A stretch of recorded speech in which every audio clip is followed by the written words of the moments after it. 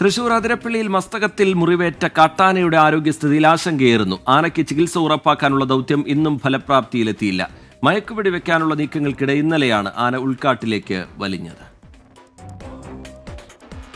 ആനയുടെ ആരോഗ്യസ്ഥിതിയിൽ ആശങ്ക പ്രകടിപ്പിച്ചുകൊണ്ടായിരുന്നു ഡോക്ടർ അരുൺ സക്രിയ ഇന്നലെ ദൗത്യം ആരംഭിച്ചത്.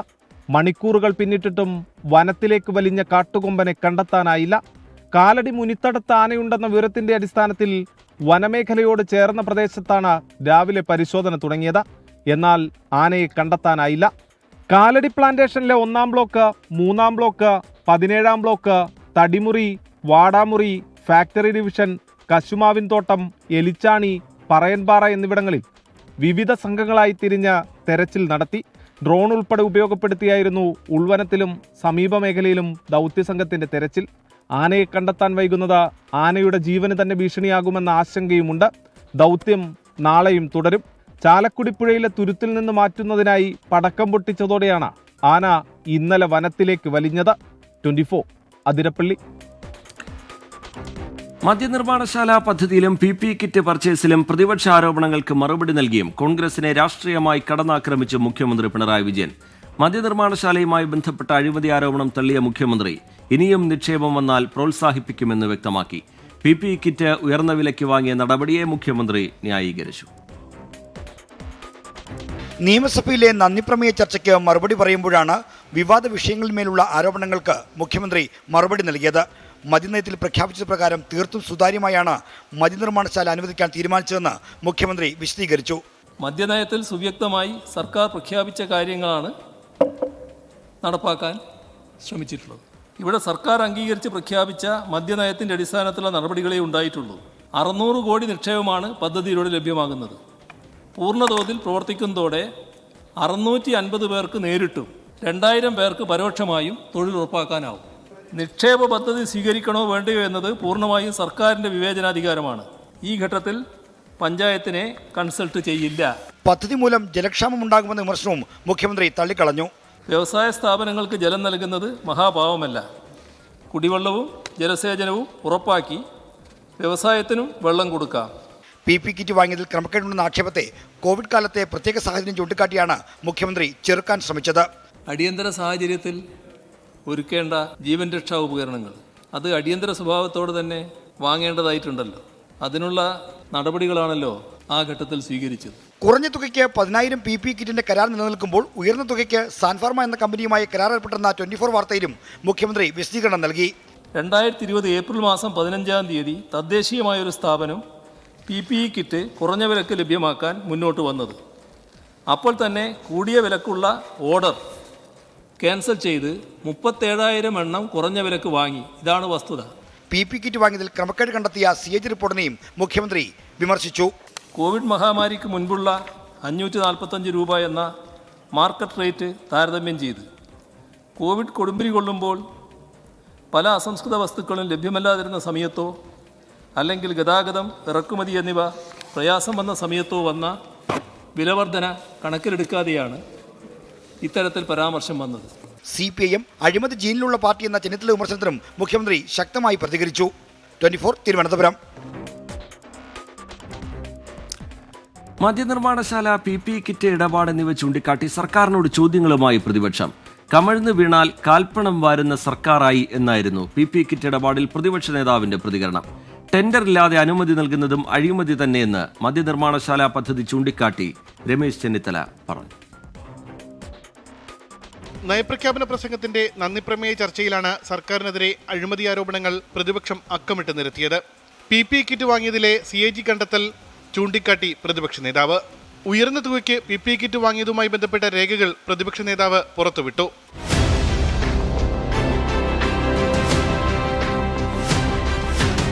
കമന്നു വീണാൽ കാൽപ്പണവുമായി പൊങ്ങുന്ന കൊള്ളക്കാരുടെ സർക്കാരായി നിങ്ങൾ മാറിയത്. എന്തൊരു അഴിമതിയാണ്, എന്തൊരു കെടുകാര്യസ്ഥതയാണ്. സാമ്പത്തികമായി നിങ്ങളെ തകർത്തി തരിപ്പണമാക്കി. മദ്യനിർമ്മാണശാല പദ്ധതിയിൽ അഴിമതിയുണ്ടെന്ന ആരോപണം പ്രതിപക്ഷ നേതാവും ആവർത്തിച്ചു. എന്തുകൊണ്ട് ഒയാസിസ് കമ്പനി മാത്രം ഇക്കാര്യം അറിഞ്ഞെന്ന് VD സതീശൻ. ടെൻഡർ ഇല്ലാതെ അനുമതി നൽകിയത് അഴിമതി തന്നെയാണെന്ന് രമേശ് ചെന്നിത്തല. ഇത്രയും വലിയൊരു പദ്ധതി അവിടെ വരുമ്പോൾ ആരും അറിയാതെ ഒരു കമ്പനിയെ വിളിച്ചിട്ട് അവർക്കത് കൊടുക്കുന്നതിനുള്ള അപാകതയും അഴിമതിയും തന്നെയാണ് ഞങ്ങൾ ചൂണ്ടിക്കാണിച്ചിട്ടുള്ളത്. സർക്കാർ ആശുപത്രികളിൽ വിതരണം ചെയ്യുന്നത് കാലഹരണപ്പെട്ടതും ഗുണനിലവാരമില്ലാത്തതുമായ മരുന്നുകളാണെന്നും പ്രതിപക്ഷം കുറ്റപ്പെടുത്തി. ആശുപത്രികളിൽ മരുന്നില്ലെന്നും ഇതിനായി നൽകാൻ പണമില്ലെന്നും വി.ഡി. സതീശൻ. നികുതി വരുമാനം നേടുന്നതിൽ സർക്കാർ പരാജയമെന്നും പ്രതിപക്ഷ നേതാവ് പറഞ്ഞു. 24 തിരുവനന്തപുരം. വാർത്തകളിലേക്ക് വീണ്ടും. എറണാകുളം കൂത്താട്ടുകുളം തട്ടിക്കൊണ്ടുപോകൽ കേസിൽ മുൻകൂർ ജാമ്യം തേടി CPIM നേതാക്കൾക്കെതിരെ സാമ്പത്തിക ആരോപണം ഉന്നയിച്ച് മുമ്പ് നേതൃത്വത്തിന് അയച്ച കത്ത് അത് കലാരാജു പുറത്തുവിട്ടു. കത്തിലെ ആരോപണങ്ങൾ ഉണ്ടയില്ലാ വെടിയെന്നാണ് CPIMന്റെ വിശദീകരണം. കലാരാജു രഹസ്യമൊഴി നൽകിയതിന് പിന്നാലെ കേസിൽ കൂടുതൽ അറസ്റ്റിനൊരുങ്ങുകയാണ് പോലീസ്. രാഷ്ട്രീയ വ്യത്യാസമില്ലാതെ അറസ്റ്റ് ഉണ്ടാകുമെന്ന് ആലുവ റൂറൽ SP വൈഭവ് സക്സേന. 2 സൈഡുള്ള കേസ് കൗണ്ടർ കേസുകളുണ്ട്. അതിൽ ഒരു കേസിൽ നമ്മൾ ഇതുവരെ അറസ്റ്റ് ചെയ്തു, വണ്ടി പിടിച്ചിട്ടുണ്ടോ, ബാക്കി എല്ലാ കേസുകൾ നമ്മൾ മെറിറ്റുള്ള രീതിയിൽ നോക്കുന്നുണ്ട്. ഇതിന് പിന്നാലെയാണ് ഒന്നാം പ്രതി CPIM Koothattukulam area secretary PB Ratheesh അടക്കം 5 പേർ മുൻകൂർ ജാമ്യം തേടിയത്. എറണാകുളം സെഷൻസ് കോടതിയിൽ ജാമ്യാപേക്ഷ നൽകി. കേസിൽ അറസ്റ്റിലായ 4 CPIM പ്രവർത്തകർക്ക് മൂവാറ്റുപുഴ 1ാം ക്ലാസ് മജിസ്ട്രേറ്റ് കോടതി ജാമ്യം അനുവദിച്ചു. ജയിൽ മോചിതരായ പ്രവർത്തകരെ CPIM നേതാക്കൾ മാലയിട്ട് സ്വീകരിച്ചു.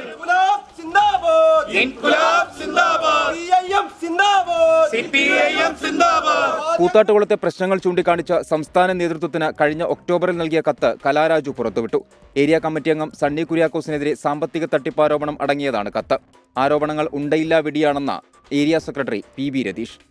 കലാരാജു ഇന്ന് പത്രക്കാരോട് പറഞ്ഞ കാര്യങ്ങൾ പൂർണ്ണമായും തെറ്റായ കാര്യങ്ങളാണ്. ദിവസം ചെല്ലുന്തോറും കലാരാജുവിൻ്റെ നാടകം പറയുന്ന നുണകൾ ഓരോന്നായി പൊളിയുന്നു എന്ന് വരുമ്പോൾ പുതിയ പുതിയ കഥകളുമായി വരികയാണ്.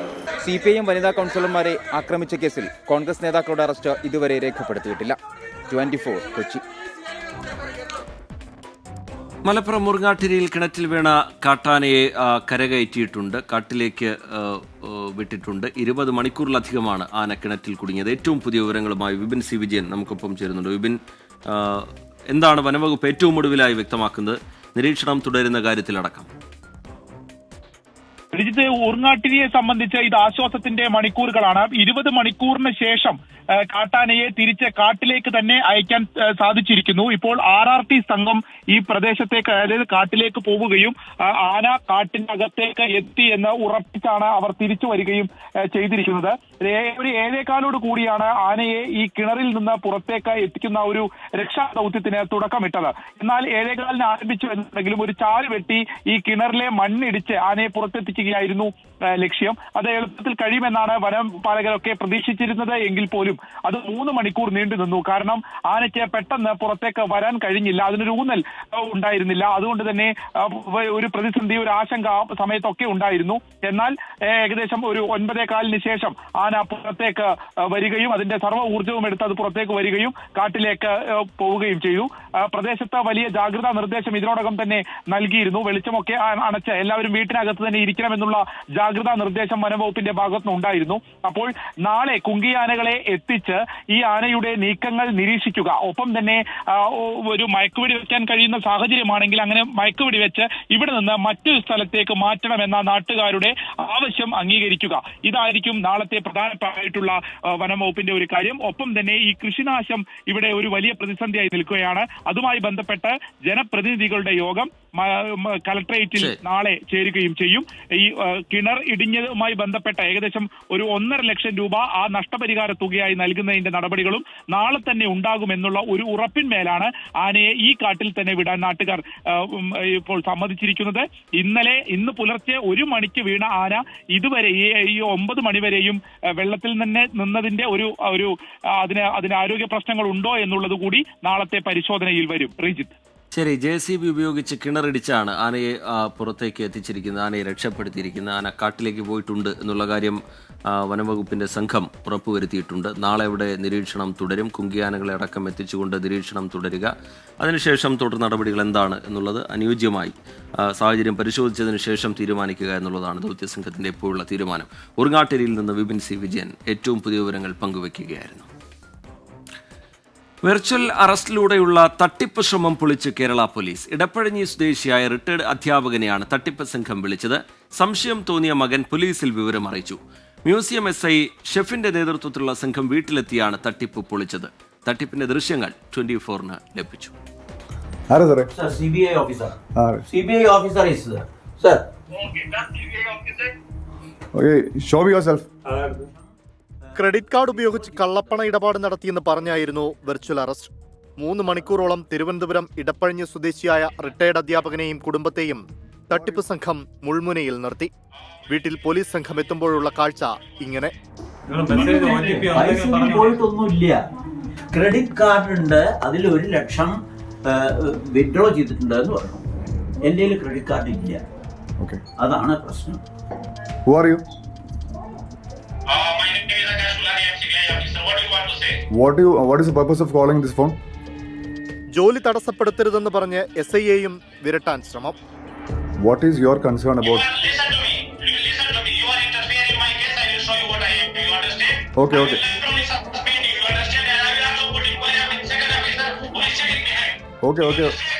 Okay.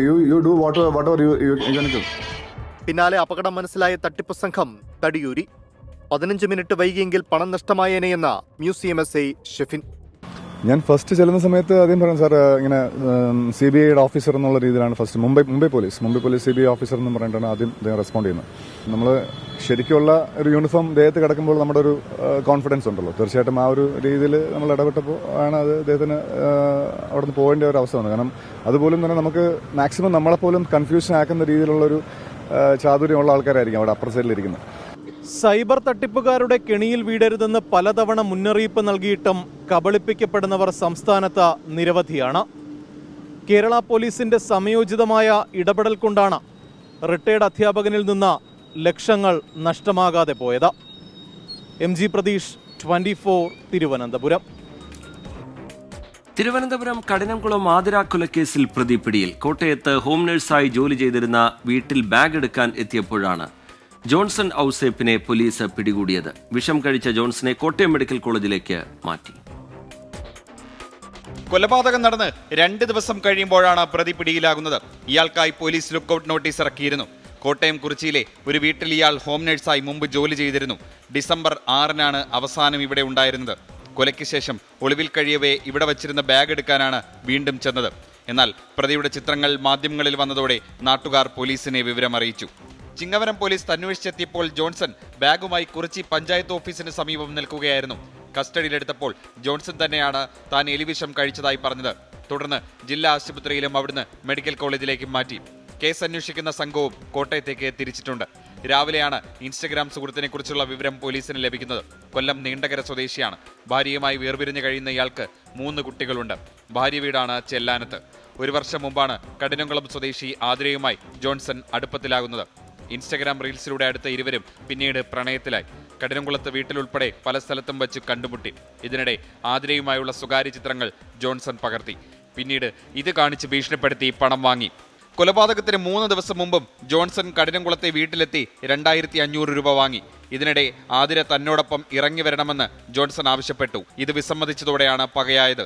തുടർന്ന് കൊലപ്പെടുത്തണമെന്ന ഉദ്ദേശത്തോടെ പെരുമാതുറയിൽ ലോഡ്ജിൽ മുറിയെടുത്തു. ചൊവ്വാഴ്ച രാവിലെ കത്തിയുമായി ഇയാൾ ലോഡ്ജിൽ നിന്ന് പുറത്തു പോകുന്ന ദൃശ്യം പോലീസിന് ലഭിച്ചു. 9 മണിയോടെ ആതിരയുടെ വീട്ടിലെത്തി ചായ നൽകി സ്വീകരിച്ച ആതിരയെ ഇയാൾ മയക്കുമരുന്ന് നൽകി ബോധം കെടുത്തിയ ശേഷമാണ് കുത്തി കൊലപ്പെടുത്തിയത്. 24 തിരുവനന്തപുരം. സംസ്ഥാന കോൺഗ്രസിൽ പ്രതിസന്ധി തീരുന്നില്ല. പാർട്ടിയിലെ ഐക്യം വ്യക്തമാക്കാൻ തീരുമാനിച്ച സംയുക്ത വാർത്താ സമ്മേളനം ഇനി ഉണ്ടാവില്ല. അതിനിടെ പുനഃസംഘടനാ ചർച്ച തുടരാൻ തന്നെയാണ് ഹൈക്കമാൻഡ് തീരുമാനം.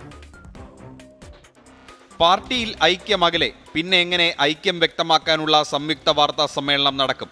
സംയുക്ത വാർത്താ സമ്മേളനം പാർട്ടി ഉപേക്ഷിച്ച മട്ടാണ്.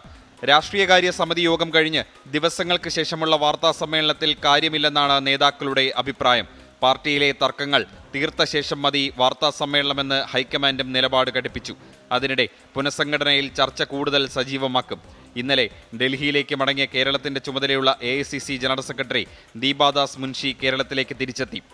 ഇന്നും നേതാക്കളുമായി കൂടിക്കാഴ്ച നടത്തും. പുനഃസംഘടനാ വിഷയത്തിലാണ് നേതാക്കളുമായി അഭിപ്രായം തേടുക. കഴിഞ്ഞ ദിവസം വ്യക്തിപരമായി നടത്തിയ കൂടിക്കാഴ്ചകളിൽ ഓരോ നേതാക്കൾക്കും ഓരോ അഭിപ്രായമായിരുന്നു. പാർട്ടിയിൽ സമവായം അകലെയെങ്കിൽ പുനഃസംഘടന ഉൾപ്പെടെ ഹൈക്കമാൻഡ് ഏകപക്ഷീയമായി തീരുമാനിച്ചേക്കും. അതിനിടെ കോൺഗ്രസിലെ തർക്കത്തിൽ UDFിലും അതൃപ്തി പുകയുകയാണ്. VD സതീശനും K സുധാകരനും തമ്മിലുള്ള തർക്കം മുന്നണിയുടെ കെട്ടുറപ്പിനെ ബാധിക്കുമെന്നാണ് അഭിപ്രായം. ഇരുവരുടെയും തർക്കം മൂലം മുന്നണി യോഗത്തിൽ പോലും മറ്റു പാർട്ടികൾക്ക് അഭിപ്രായം പറയാനാകുന്നില്ലെന്നാണ് പരാതി. 24 തിരുവനന്തപുരം.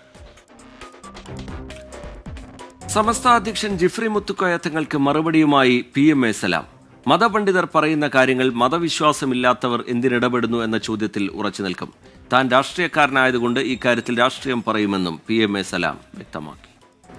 മതപണ്ഡിതർ മതശാസനകൾ സ്വന്തം അനുയായികളോട് പറയുമ്പോൾ മതത്തിലും ദൈവത്തിലൊന്നും വിശ്വാസമില്ലാത്ത ആളുകൾ അതിലെന്തിനാണ് ഇടപെടുന്നത് എന്നാണ് ഞാൻ ചോദിച്ചത്.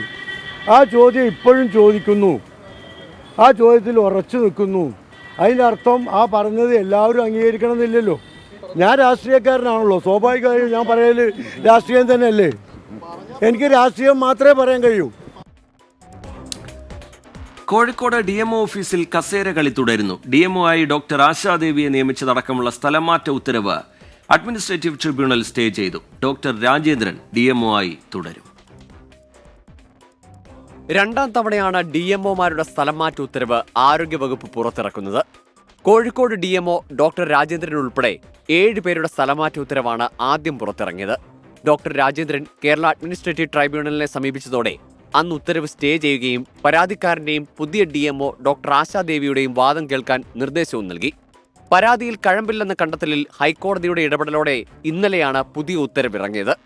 ഇതിനെതിരെ കൊല്ലത്തേക്ക് സ്ഥലംമാറ്റം ലഭിച്ച Kannur DMO doctor Piyush Namboothiri administrative ട്രൈബ്യൂണലിനെ സമീപിച്ചതോടെയാണ് വീണ്ടും സ്റ്റേ ചെയ്തത്. ഇതുപ്രകാരം ഡോക്ടർ രാജേന്ദ്രൻ കോഴിക്കോട് DMO ആയി തുടരും. അടുത്ത മാസം 18-ന് ഹർജി വീണ്ടും പരിഗണിക്കും. 24 Kozhikode. Wayanad DCC treasurer NM വിജയന്റെ ആത്മഹത്യയുമായി ബന്ധപ്പെട്ട കേസിൽ IC ബാലകൃഷ്ണൻ MLA ചോദ്യം ചെയ്തു. ആത്മഹത്യാക്കുറിപ്പിലെയും കത്തുകളിലെയും പരാമർശങ്ങളാണ് ചോദിച്ചറിഞ്ഞത്. നിയമനക്കോഴയുമായി ബന്ധപ്പെട്ട സാമ്പത്തിക ഇടപാടുകളിൽ പങ്കാളിയായിട്ടില്ല എന്നായിരുന്നു MLAയുടെ മറുപടി. നാളെയും ചോദ്യം ചെയ്യൽ തുടരും. പുത്തൂർവയൽ AR ക്യാമ്പിൽ ബത്തേരി DYSP അബ്ദുൽ ഷരീഫിന്റെ നേതൃത്വത്തിലായിരുന്നു ചോദ്യം ചെയ്യൽ. NM വിജയന്റെ കത്തുകളിലെ പരാമർശവുമായി ബന്ധപ്പെട്ടായിരുന്നു പ്രധാന ചോദ്യങ്ങൾ. എന്നാൽ ബാങ്കുകളിലെ നിയമനങ്ങളുമായി ബന്ധപ്പെട്ട് സാമ്പത്തിക ഇടപാടുകളിൽ പങ്കാളിയായിട്ടില്ല എന്നായിരുന്നു MLAയുടെ മറുപടി. അന്വേഷണവുമായി സഹകരിക്കുമെന്നും നീതിപൂർവമായ അന്വേഷണം നടക്കണമെന്നും IC ബാലകൃഷ്ണൻ. ഞാൻ അന്നും പറഞ്ഞല്ലോ, ഏതൊരു അന്വേഷണത്തിനും നേരിടാൻ തയ്യാറാണ്. നീതിപൂർവമായ ഒരു അന്വേഷണം ഉണ്ടാകണം എന്നുള്ളത് തന്നെയാണ് ജനാധിപത്യ സംവിധാനത്തിന്റെ ഭാഗമായി ഞാൻ പ്രതീക്ഷിക്കുന്നത്. MLAയുടെ ചോദ്യം ചെയ്യൽ നാളെയും തുടരും. നേരത്തെ DCC പ്രസിഡന്റ് ND അപ്പച്ചൻ, മുൻ കോൺഗ്രസ് നേതാവ് KK ഗോപിനാഥൻ എന്നിവരുടെ അറസ്റ്റ് രേഖപ്പെടുത്തിയിരുന്നു. ആത്മഹത്യാ പ്രേരണാക്കുറ്റമാണ് 3 പേർക്കെതിരെയും ചുമത്തിയിരിക്കുന്നത്. അതേസമയം നിയമനക്കോടതിയിൽ 4മതൊരു പരാതി കൂടി ബത്തേരി DYSPക്ക് ലഭിച്ചു. കോളിയാടി സ്വദേശി ഐസക് താമരച്ചാലിലാണ് 10 ലക്ഷം രൂപ തട്ടിയെടുത്തു എന്നാരോപിച്ച് പരാതി നൽകിയിട്ടുള്ളത്. IC ബാലകൃഷ്ണൻ MLA, മുൻ DCC പ്രസിഡന്റ് PV ബാലചന്ദ്രൻ എന്നിവർ അടക്കമുള്ളവർക്കെതിരെയാണ് പരാതി. MLAയുടെ രാജി ആവശ്യപ്പെട്ട് CPIM ഈ മാസം 28-ന് ബത്തേരിയിൽ മനുഷ്യച്ചങ്ങല തീർക്കും. ഇതിന്റെ ഭാഗമായി 3 മേഖലാ ജാഥകളും CPIM സംഘടിപ്പിക്കും. 24 വയനാട്. ഡൽഹി കലാപത്തിൽ ആം ആദ്മി പാർട്ടിക്ക് പങ്കുണ്ടെന്ന ആരോപണവുമായി ഉത്തർപ്രദേശ് മുഖ്യമന്ത്രി യോഗി ആദിത്യനാഥ്. ഭരണ തുടർച്ച ലഭിച്ചാൽ അടുത്ത 5 വർഷത്തിനുള്ളിൽ ഡൽഹിയിലെ തൊഴിലില്ലായ്മ തുടച്ചു നീക്കുമെന്ന് അരവിന്ദ് കെജ്രിവാൾ പറഞ്ഞു. ദേശീയ നേതാക്കൾ പ്രചാരണത്തിൽ സജീവമാകാത്തതിൽ ഡൽഹി കോൺഗ്രസിൽ അതൃപ്തിയുണ്ട്. അധികാര തുടർച്ചയ്ക്കായി ആം ആദ്മി പാർട്ടിയും ഭരണം പിടിക്കാൻ കോൺഗ്രസും BJPയും പ്രചാരണം സജീവമാക്കുകയാണ്. 2020-ലെ ഡൽഹി കലാപത്തിൽ ആം ആദ്മി പാർട്ടിക്ക് പങ്കുണ്ടെന്ന ഡൽഹിയിലെ പ്രചാരണ റാലിയിൽ UP മുഖ്യമന്ത്രി യോഗി ആദിത്യനാഥ് ആരോപിച്ചു. दिल्ली के अंदर किस तरीके से दंगे करवाए गए और आम आदमी पार्टी के पार्षद और उनके विधायकों की संलिप्तता इस पूरे षड्यंत्र में सामने आई थी. ആരോപണങ്ങൾക്കൊപ്പം പുതിയ വാഗ്ദാനങ്ങളുമായാണ് ആം ആദ്മി പാർട്ടി ഓരോ ദിവസവും രംഗത്തെത്തുന്നത്. അടുത്ത 5 വർഷം ഡൽഹിയിലെ യുവാക്കൾക്ക് തൊഴിലവസരങ്ങൾ സൃഷ്ടിക്കുന്നതിനാകും മുൻഗണനയെന്ന് അരവിന്ദ് കെജ്രിവാൾ. അതേസമയം രാഹുൽ ഗാന്ധിയെ കൂടാതെ മറ്റ് നേതാക്കൾ പ്രചാരണത്തിനിറങ്ങാത്തതിൽ ഡൽഹി കോൺഗ്രസ് അതൃപ്തി അറിയിച്ചു. കഴിഞ്ഞ ദിവസം പ്രഖ്യാപിച്ച റാലിയിൽ നിന്നും അനാരോഗ്യത്തെ തുടർന്ന് രാഹുൽ ഗാന്ധി പിന്മാറിയിരുന്നു. മല്ലികാർജുൻ ഖർഗെ, പ്രിയങ്ക ഗാന്ധി, സച്ചിൻ പൈലറ്റ് അടക്കമുള്ള നേതാക്കൾ അവസാന ഘട്ടത്തിൽ സജീവമാകുമെന്ന് കോൺഗ്രസ് നേതൃത്വം വ്യക്തമാക്കി. 24 ഡൽഹി. ISROയുടെ 100ാമത് റോക്കറ്റ് വിക്ഷേപണം ഈ മാസം 29-ന് നടക്കും. GSLV F-15 ദൗത്യമാണ് രാവിലെ 6:23-ന് നടക്കുക. ശ്രീഹരിക്കോട്ടയിലെ സതീഷ് ധവാൻ സ്പേസ് സെന്ററിൽ നിന്നാണ് വിക്ഷേപണം. നാവിഗേഷൻ ഉപഗ്രഹമായ NVS-2 ആണ് ബഹിരാകാശത്തേക്ക് അയക്കുക. NVS-1ന്റെ വിക്ഷേപണം 2023 നടന്നിരുന്നു. വിക്ഷേപണത്തിന്റെ അവസാനവട്ട ഒരുക്കത്തിലാണ് ISR. കോഴിക്കോട് മെഡിക്കൽ കോളേജിലെ മരുന്ന് ക്ഷാമത്തിന് താൽക്കാലിക പരിഹാരം. 100 ആവശ്യ മരുന്നുകൾ കൂടി എത്തിച്ചു. അതേസമയം ശസ്ത്രക്രിയകൾ നടത്തുന്നതിനടക്കം പ്രതിസന്ധി തുടരുകയാണ്. മരുന്ന് ക്ഷാമം രൂക്ഷമായതിനെ തുടർന്ന് കോഴിക്കോട് മെഡിക്കൽ കോളേജ് അധികൃതർ ആരോഗ്യമന്ത്രിയുമായി നടത്തിയ ചർച്ചയ്ക്ക് പിന്നാലെയാണ് 150 ഇനം ആവശ്യ മരുന്നുകൾ എത്തിക്കാൻ ധാരണയായത്. 50 ഇനം മരുന്നുകൾ കഴിഞ്ഞ ദിവസവും 100 ഇനം മരുന്നുകൾ ഇന്നും എത്തിച്ചു. KMSCL വിതരണം ചെയ്ത മരുന്നുകൾ കാരുണ്യ ഫാർമസികൾ വഴി ആവശ്യക്കാർക്ക് ലഭിക്കും. താൽക്കാലിക പ്രശ്നം മാത്രമാണ് മെഡിക്കൽ കോളേജിൽ ഉണ്ടായതെന്ന് ആരോഗ്യമന്ത്രി വീണ ജോർജ്. കോഴിക്കോട് മെഡിക്കൽ കോളേജിൽ ഒരു പ്രശ്നം താൽക്കാലികമായി ഉണ്ടായി സർ. ആ താൽക്കാലികമായി ഉണ്ടായിട്ടുള്ള പ്രശ്നം എന്തുകൊണ്ടുണ്ടായതാണ്? സംസ്ഥാനത്ത് ഏറ്റവും കൂടുതൽ സൗജന്യ ചികിത്സ നൽകുന്ന മെഡിക്കൽ കോളേജ് കോഴിക്കോട് മെഡിക്കൽ കോളേജാണ്. 150 ഇനം മരുന്നുകൾ എത്തിച്ചെങ്കിലും കോഴിക്കോട് മെഡിക്കൽ കോളേജിലെ പ്രതിസന്ധി പൂർണ്ണമായും പരിഹരിക്കപ്പെട്ടിട്ടില്ല.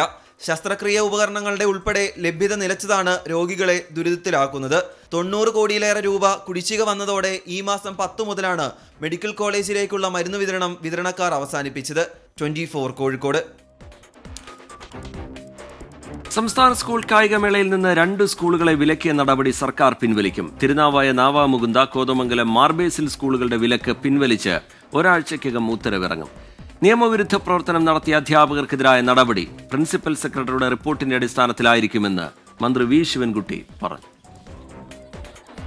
എറണാകുളത്ത് നടന്ന സംസ്ഥാന സ്കൂൾ കായികമേളയിലെ സമാപന ചടങ്ങിലുണ്ടായ അനിഷ്ട സംഭവങ്ങളെ തുടർന്നാണ് തിരുനാവായ നാവാമുകുന്ദ, കോതമംഗലം മാർബേസിൽ സ്കൂളുകൾക്ക് അടുത്ത കായികമേളയിൽ പങ്കെടുക്കുന്നതിന് വിലക്കേർപ്പെടുത്തിയത്. അനിഷ്ട സംഭവങ്ങളിൽ ഖേദം പ്രകടിപ്പിച്ചുകൊണ്ട് ഇരു സ്കൂളുകളും നൽകിയ കത്തിൽ സമാന സംഭവങ്ങൾ ഉണ്ടാകാതിരിക്കാൻ ശ്രദ്ധിക്കുമെന്നും വ്യക്തമാക്കിയതായി വിദ്യാഭ്യാസ മന്ത്രി വി ശിവൻകുട്ടി നിയമസഭയിൽ പറഞ്ഞു. കായിക വിദ്യാർത്ഥികൾക്ക് ദോഷകരമായി ബാധിക്കുന്ന നടപടി ഒഴിവാക്കണമെന്ന് മുഖ്യമന്ത്രി ആവശ്യപ്പെട്ടു. സ്പീക്കർ, പ്രതിപക്ഷ നേതാവ്, കായിക മന്ത്രി ഉൾപ്പെടെയുള്ള ജനപ്രതിനിധികളും വിവിധ വിദ്യാർത്ഥി, അധ്യാപക, യുവജന സംഘടനകളും വിലക്ക് നീക്കണമെന്ന ആവശ്യം ഉന്നയിച്ചിരുന്നു. ഇതിന്റെയൊക്കെ അടിസ്ഥാനത്തിൽ ഇരു സ്കൂളുകൾക്കും വിദ്യാഭ്യാസ വകുപ്പ് ഏർപ്പെടുത്തിയ വിലക്ക് നീക്കുന്നുവെന്ന് മന്ത്രി. 2025-26 നടക്കുന്ന സ്കൂൾ കായികമേളയിൽ പങ്കെടുക്കുന്നതിൽ വിലക്ക് കൽപ്പിച്ചുകൊണ്ട് 2025 ജനുവരി മാസം 2 പൊതുവിദ്യാഭ്യാസ വകുപ്പ് ഡയറക്ടർ ഇറക്കിയ ഉത്തരവ് പിൻവലിച്ചുകൊണ്ടുള്ള ഉത്തരവ് ഒരാഴ്ചക്കകം ഇറങ്ങുന്നതാണ്. അധ്യാപകർക്കെതിരായ നടപടി പ്രിൻസിപ്പൽ സെക്രട്ടറിയുടെ റിപ്പോർട്ടിന്റെ അടിസ്ഥാനത്തിലായിരിക്കും പുനഃപരിശോധിക്കുകയെന്നും മന്ത്രി വ്യക്തമാക്കി. കോതമംഗലം MLA ആന്റണി ജോൺ നിയമസഭയിൽ ഉന്നയിച്ച സബ്മിഷന് മറുപടി പറയുകയായിരുന്നു വിദ്യാഭ്യാസ മന്ത്രി. 24 തിരുവനന്തപുരം. ക്ഷേമ പെൻഷൻ തുക കൂട്ടുന്നതിന് സർക്കാരിന് പരിമിതിയുണ്ടെന്ന് ധനമന്ത്രി KN ബാലഗോപാൽ. ഫെബ്രുവരി 7 അവതരിപ്പിക്കുന്ന പുതിയ ബജറ്റിൽ പെൻഷൻ തുക വർദ്ധിപ്പിക്കുന്നതിൽ ഇപ്പോൾ തീരുമാനം എടുത്തിട്ടില്ല. നിലവിലുള്ള ക്ഷേമ പെൻഷൻ കൃത്യമായി കൊടുത്തുപോകുന്നതിനാണ് ഇപ്പോൾ മുൻഗണനയെന്നും ധനമന്ത്രി 24 നൽകിയ അഭിമുഖത്തിൽ വ്യക്തമാക്കി. ബജറ്റിന് മുന്നോടിയായി അനുവദിച്ച പ്രത്യേക അഭിമുഖത്തിലാണ് ധനമന്ത്രി KN ബാലഗോപാൽ ക്ഷേമ പെൻഷൻ തുക വർദ്ധിപ്പിക്കുന്നത് സംബന്ധിച്ച പ്രതികരണം നടത്തിയത്. കേന്ദ്ര നിലപാട് മൂലം 50,000 കോടി രൂപയുടെ കുറവാണ് കേരളത്തിന് സംഭവിച്ചത്. ഇതാണ് പെൻഷൻ തുക 1,600 രൂപയിൽ നിന്ന് 2,500 രൂപയായി കൂട്ടുമെന്ന പ്രകടന പത്രികയിലെ വാഗ്ദാനം നടപ്പിലാക്കുന്നതിന് മുന്നിലുള്ള പരിമിതിയെന്ന് ധനമന്ത്രി വിശദീകരിച്ചു. ക്ഷേമ പെൻഷൻ്റെ കാര്യത്തിൽ ഉൾപ്പെടെ നമ്മൾ നേരത്തെ പറഞ്ഞിട്ടുള്ള കാര്യങ്ങൾ അന്ന് നിലനിന്നിരുന്നൊരു സാഹചര്യം വെച്ചിട്ടാണ്. അതിനുശേഷമാണ് ഏറ്റവും കടുത്ത സാമ്പത്തിക ഉപരോധം പോലെ തന്നെ കേന്ദ്ര ഗവൺമെൻറ്റിൽ നിന്ന് വന്നത്. മാനിഫെസ്റ്റോയിലൊക്കെ പറഞ്ഞിട്ടുള്ള കാര്യങ്ങൾ അറ്റൈൻ ചെയ്യാൻ വേണ്ടിയുള്ള ശ്രമം നടത്തും. പക്ഷേ ഇത്രയും ഒരു വെട്ടിക്കുറവ് 50,000 കോടി രൂപയിലധികം വെട്ടിക്കുറവ് വരുമെന്ന് ആരും പ്രതീക്ഷിച്ചതല്ല. പെൻഷൻ തുക 100 രൂപ പോലും വർദ്ധിപ്പിക്കില്ലെന്നാണോ അർത്ഥമാക്കുന്ന ചോദ്യത്തിന് ഇതായിരുന്നു മന്ത്രിയുടെ മറുപടി. ഏറ്റവും സാധാരണക്കാരായ ക്ഷേമ പെൻഷൻ മേടിക്കുന്ന ആളുകൾ ഉൾപ്പെടെയുള്ളവരുടെ കാര്യത്തിൽ താല്പര്യപൂർവ്വവും അവരോടുള്ള ഉത്തരവാദിത്വം നിർവഹിക്കാനുള്ള സമയം ഉണ്ടാകും. പക്ഷേ ഇപ്പോൾ എന്താണെന്ന് നമുക്ക് പറയുന്നില്ല. രണ്ടാം പിണറായി സർക്കാരിന്റെ അവസാനത്തെ പൂർണ്ണ ബജറ്റാണ് ഫെബ്രുവരി 7 അവതരിപ്പിക്കുക. തിരഞ്ഞെടുപ്പ് വർഷത്തിലെ ബജറ്റ് വികസനത്തിന് ഊന്നിയുള്ളതാകുമെന്ന് മന്ത്രി സൂചന നൽകി. തീർച്ചയായിട്ടും കേരളത്തെ കൂടുതൽ മുന്നോട്ട് നയിക്കാൻ സഹായകരമായ നിർദ്ദേശങ്ങളുള്ളതായിരിക്കും ബഡ്ജറ്റ്.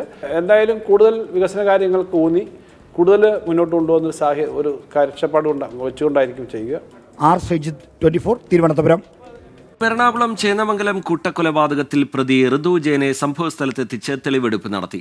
ജിതിൻ രക്ഷപ്പെട്ടതിൽ നിരാശയുണ്ടെന്ന് പ്രതി പോലീസിനോട് പറഞ്ഞു. കുറ്റപത്രം 1 മാസത്തിനുള്ളിൽ സമർപ്പിക്കുമെന്ന് പോലീസ് വ്യക്തമാക്കി.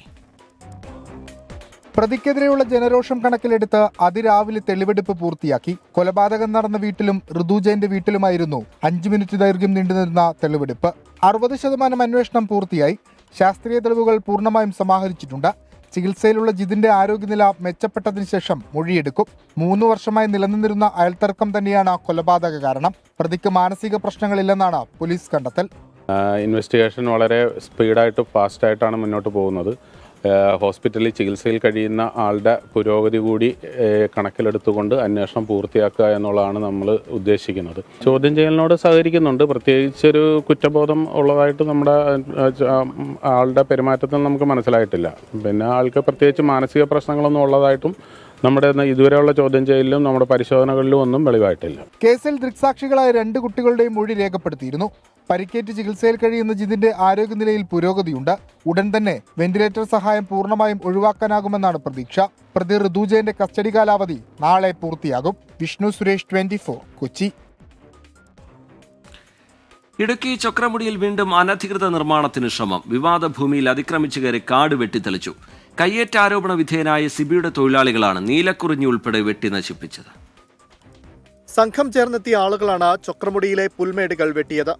പ്രവേശനത്തിന് നിയന്ത്രണമുള്ള ചൊക്രമുടിയിലേക്ക് ആളുകൾ കയറിയതോടെ നാട്ടുകാർ പോലീസിനെ വിവരം അറിയിച്ചു. വിവാദ ഭൂമിയിലെ കയ്യേറ്റത്തിൽ ആരോപണ വിധേയനായ സിബി തോമസിന്റെ തൊഴിലാളികളെന്നാണ് അതിക്രമിച്ചു കടന്നവർ പോലീസിനോട് പറഞ്ഞത്. സംരക്ഷിത സസ്യമായ നീലക്കുറിഞ്ഞി ഉൾപ്പെടെ വ്യാപകമായി വെട്ടി നശിപ്പിച്ചു. ഗവൺമെന്റ് അടിയന്തരമായി നടപടി സ്വീകരിച്ചില്ലെങ്കിൽ ഇത് നിയമം നാട്ടുകാർ നാട്ടുകാർ നിയമം കയ്യിലടക്കുന്ന കാര്യങ്ങൾ വരും. കയ്യേറ്റക്കാരെ ഇങ്ങനെ വന്ന് ഈ മല നശിപ്പിക്കാൻ ശ്രമിച്ചാൽ ഞങ്ങൾക്ക് കൈയും കെട്ടി നോക്കിയിരിക്കാൻ പറ്റില്ല. ഞങ്ങളെ കൊണ്ട് നാട്ടുകാർ എന്തെങ്കിലും പ്രതികരിച്ചു പോയാൽ അത് ഞങ്ങളെ കുറ്റം പറഞ്ഞിട്ട് കാര്യമില്ല. ഗവൺമെന്റ് ഉചിതമായ നടപടി സ്വീകരിക്കണമെന്നാണ് ഈ അവസരത്തിൽ പറയാനുള്ളത്. വിവാദ ഭൂമി വാങ്ങിയ ആളുകളും ചൊക്രമുടിയിൽ അതിക്രമിച്ചു കടന്നവരുടെ കൂട്ടത്തിലുണ്ട്. വീണ്ടും കയ്യേറ്റ ശ്രമം നടന്നിട്ടും റവന്യൂ ഉദ്യോഗസ്ഥർ സംഭവസ്ഥലത്ത് എത്തിയില്ല. ചൊക്രമുടിയിൽ കയ്യേറ്റം നടന്നുവെന്ന് കണ്ടെത്തി മാസങ്ങൾ കഴിഞ്ഞിട്ടും സർക്കാർ നടപടി വൈകുന്നതിനെതിരെ പ്രതിഷേധമുയരുമ്പോഴാണ് വീണ്ടും അനധികൃത നിർമ്മാണ പ്രവർത്തനങ്ങൾ നടന്നത്. 24, ഇടുക്കി. മകന്റെ വേർപാടിൽ മനനൊന്ത് തിരുവനന്തപുരത്ത് ദമ്പതികൾ ആത്മഹത്യ ചെയ്തു. മുട്ടട സ്വദേശികളായ സ്നേഹദേവും ശ്രീലതയുമാണ് മരിച്ചത്. ഇവരുടെ ഏക മകൻ 1 വർഷം മുമ്പാണ് മരിച്ചത്. കോയമ്പത്തൂരിൽ വയോധികനെ കാട്ടാന ചവിട്ടിക്കൊന്നു. 69-കാരനായ കെ നടരാജനാണ് കൊല്ലപ്പെട്ടത്. കാട്ടാന ശല്യത്തിന് അറുതി വരുത്തണമെന്നാവശ്യപ്പെട്ട് റോഡ് ഉപരോധിച്ച് നാട്ടുകാർ. സപ്ലൈകോ തേയില അഴിമതി കേസിൽ 7.94 കോടി രൂപയുടെ സ്വത്തുക്കൾ എൻഫോഴ്സ്മെന്റ് ഡയറക്ടറേറ്റ് കണ്ടുകെട്ടി. Supplyco deputy manager Shelji George അടക്കമുള്ളവരുടെ സ്വത്തുക്കളാണ് കണ്ടുകെട്ടിയത്. ഡൽഹി മുൻ മുഖ്യമന്ത്രി അരവിന്ദ് കെജ്രിവാളിന് നൽകുന്ന അധിക സുരക്ഷ പഞ്ചാബ് പോലീസ് പിൻവലിച്ചു. ഡൽഹി പോലീസ് തെരഞ്ഞെടുപ്പ് കമ്മീഷനെ സമീപിച്ച പശ്ചാത്തലത്തിലാണ് നടപടി. സിറോ മലബാർ സഭ എറണാകുളം അങ്കമാലി അതിരൂപതയിൽ തർക്കം തുടരുന്നു. കൂരിയെ മാറ്റണമെന്നതുൾപ്പെടെയുള്ള ധാരണ നടപ്പാക്കാതെ മാർ ജോസഫ് പാംപ്ലാനിയുമായി സഹകരിക്കില്ല എന്ന് അൽമായ മുന്നേറ്റം. പരീക്ഷാ ഹാളിൽ അധ്യാപകർ മൊബൈൽ ഫോൺ ഉപയോഗിക്കുന്നതിന് വിലക്ക്. ഫോൺ സ്വിച്ച് ഓഫ് ചെയ്താലും പരീക്ഷാ ഹാളിലേക്ക് കൊണ്ടുവരാൻ അനുവദിക്കില്ല. ഹയർ സെക്കൻഡറി പരീക്ഷാ വിഭാഗമാണ് ഉത്തരവ് ഇറക്കിയത്. 24 റൗണ്ട് അപ്പ് പൂർത്തിയാവുകയാണ്.